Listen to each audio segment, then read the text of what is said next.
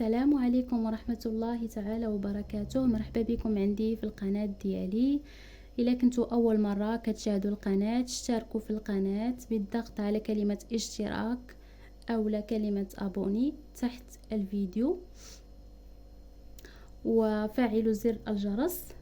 وصفة اليوم هي وصفة الحريرة المغربية.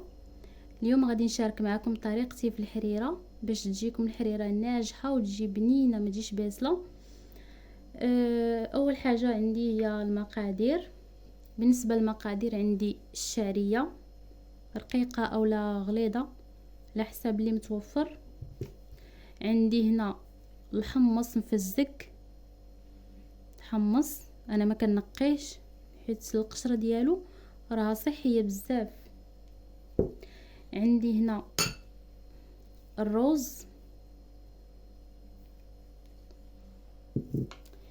عندي هنا واحد المكون انا كيعجبني بزاف اللي هو الفول يابس اولا البصاره، الفول اللي كتصاوبوا به البصاره انا كيعجبني بزاف لحقاش كيجيبها خاتره وعاد ثانيا راه صحي بزاف.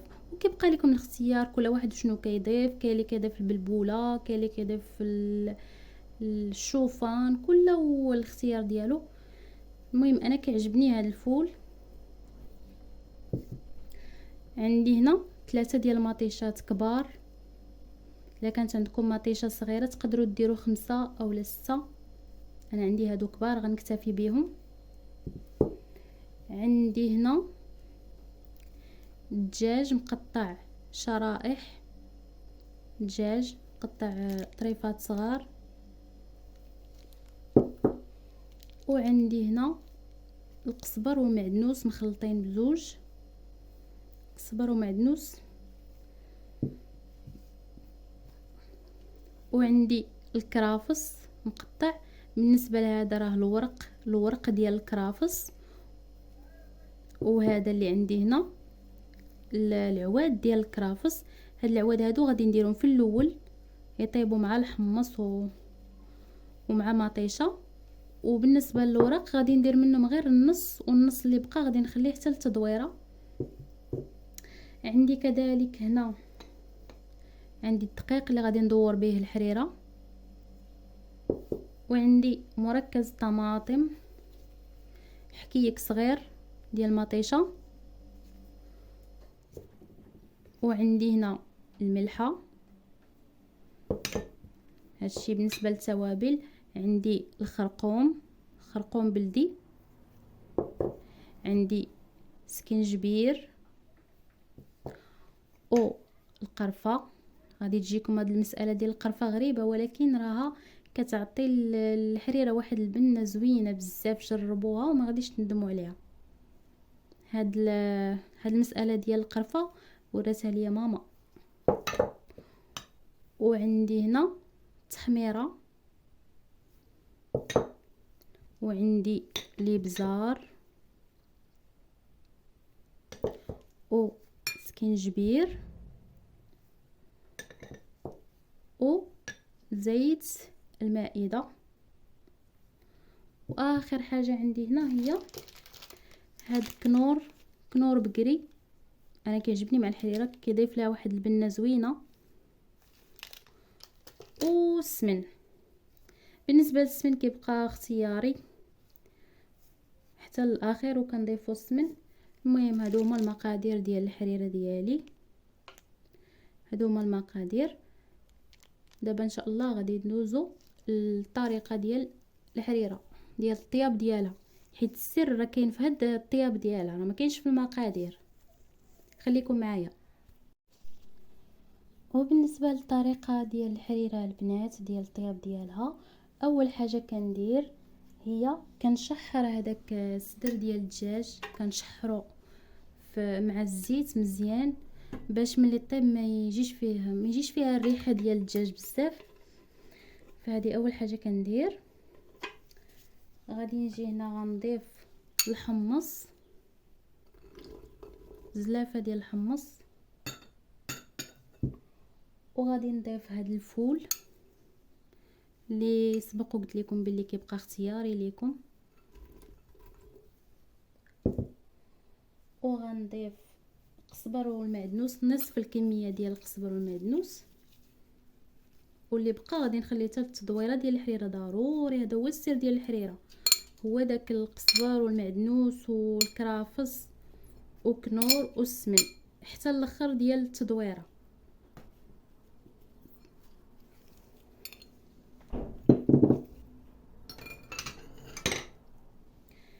عندي هنا العواد ديال الكرافس، العواد بوحدهم هادو ما كنخليهمش حتى الاخر حيت كيشدوا الطياب، الا خليتهم حتى التدويره غادي يبقاو خضرين ما غيطيبوش، يبقاو عاصيين.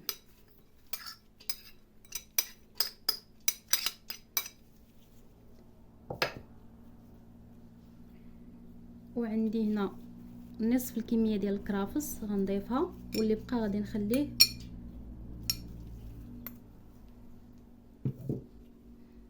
غنضيف شويه ديال القرفه،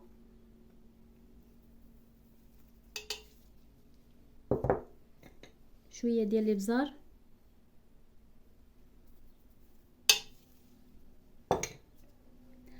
معلقه كبيره ديال خرقوم بلدي، اولا نقدر نزيد، المهم عينكم ميزانكم.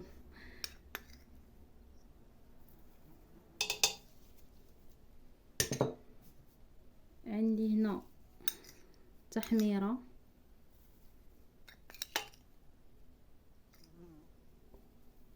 كاين اللي ما كيديرش تحميره، ولكن المهم بالنسبه للتحميره على حسب المناطق. كاين شي مناطق كيديروا في الحريره التحميره، كاين اللي ما كيديرهاش في الحريره، كاين اللي كيفضل داك اللون ديالها تبقى صفراء ما تكونش حمراء بزاف.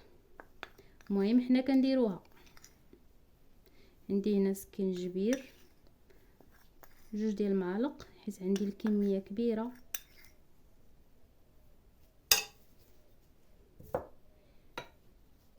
ودابا غادي نضيف مطيشه.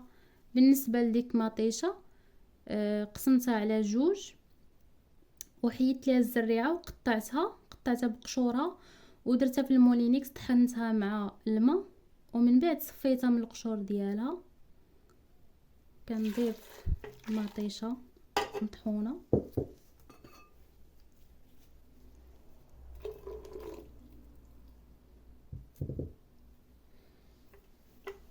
وغادي نزيد شويه ديال الزيت حيت انا ديجا قليت فيها داك الدجاج في الاول. بالنسبه للملحه راه ما كنديرهاش في الاول، عرفتوا علاش؟ حيت الملحه كتعصي الحمص، واي حاجه كانت كطيب في الحريره كتعصيها ما كتخليهمش يطيبوا دغيا. الحريره حتى كيطيب الحمص مزيان عاد كنضيفها وعاد كندور الحريره. دابا بقات لي حاجه وحده، الحريره راه ما كتقلاش من غير الا كان فيها الدجاج هو اللي كيتشحر مزيان.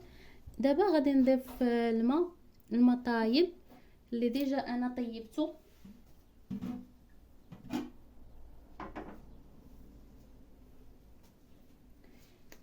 عندي هنا الماء طايب، كنضيف الكميه اللي بغيت ديال الماء.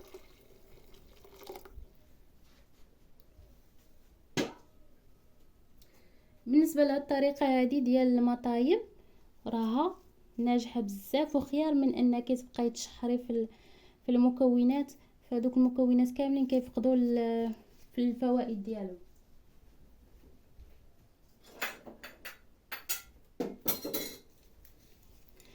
صافي دابا غادي نسد على الحرير ديالي طيب حتى كيطيب الحمص والفول مزيان، وعاد كندوز باش نضيف ليها الشعريه والروز. بالنسبه للشعريه والروز راه كنسلقهم، كندير لهم نص سلقه وعاد كنضيفهم الحريره.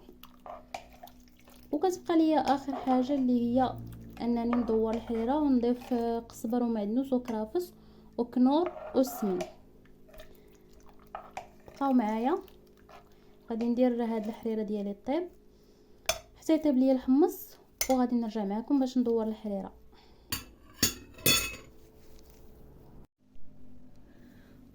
والحريره ديالي ها هي طابت البنات، الحمص طاب مزيان وداك الفول تا هو طاب مزيان. ودابا بقات ليا حاجه وحده هي ندورها. بالنسبه للدقيق البنات كنديرو انا في قرعه ديال الزاج بحال هكذا، بحال هادي قرعه ديال الزاج هو ومطيشه، وكنحرك بحال هكذا مزيان صافي. وعاد كان باش يتخلط داك الدقيق مع الماء مع مطيشه. وعاد كنكبو في الكوكوط. غادي نكب هاد الطحين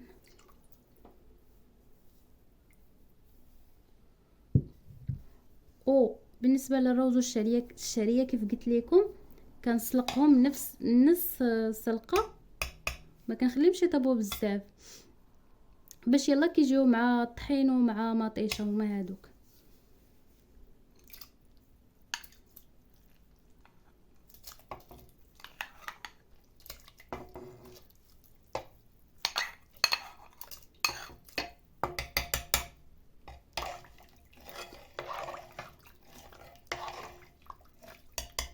ودابا بقى ليا القزبر ومعدنوس والكرافس مقطعين وكنور وسمن.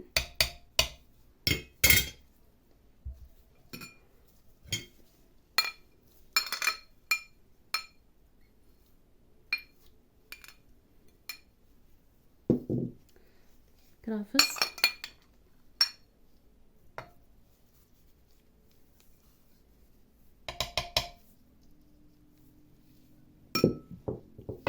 واحد الحاجه كنت غادي ننسى البنات، الملحه. حيت في الاول قلت لكم راه ما كنديرش الملحه انا مع الحمص حيت ما كتخليش الحمص يطيب مزيان.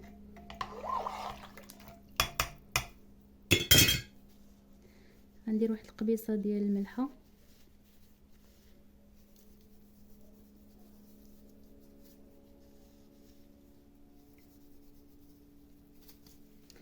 بقات لي اخر حاجه اللي هي كنور بقري، كيضيف لها واحد البنه زوينه بزاف.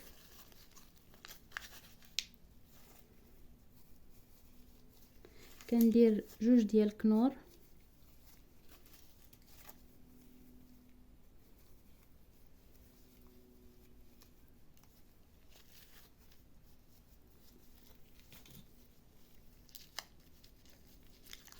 صافي وكنرجعها فوق البوطه حتى كيطيب داك الطحين والشعريه والروز. وبالصحه والراحه. انا غادي ندير دابا الطيب ونرجع معكم باش نوريكم الحريره ديالي.